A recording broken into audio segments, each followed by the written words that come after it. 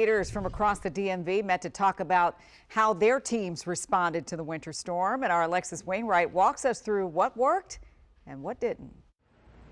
Leaders from D.C. to Alexandria, Fairfax to Laurel, and Bowie to Montgomery County were all in the room for this meeting. They say they wanted to come together to ask tough questions, but to also come up with a stronger regional plan.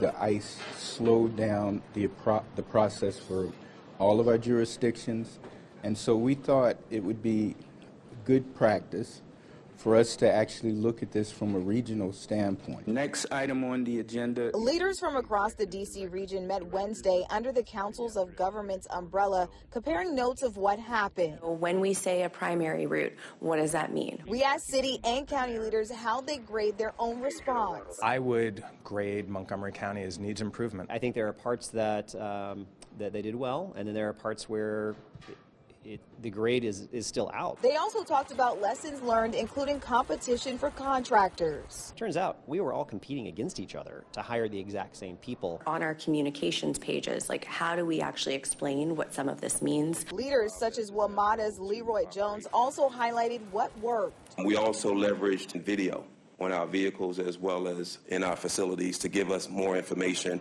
in real time. And then what didn't work, including problems with outdated 311 systems. People called in and said my road wasn't plowed, and then when we hit the button, I'm using that, oh, we're done, it automatically erased all those requests. Is there a main message to those who are still concerned about how this storm was handled, about what you guys are doing in this room today?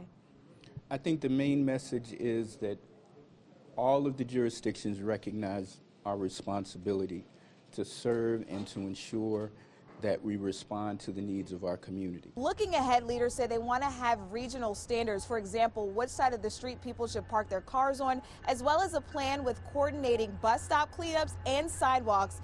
Now, this conversation ran long. They hope to have another meeting sometime soon. Reporting in Southwest, Alexis Wainwright, WUSA 9.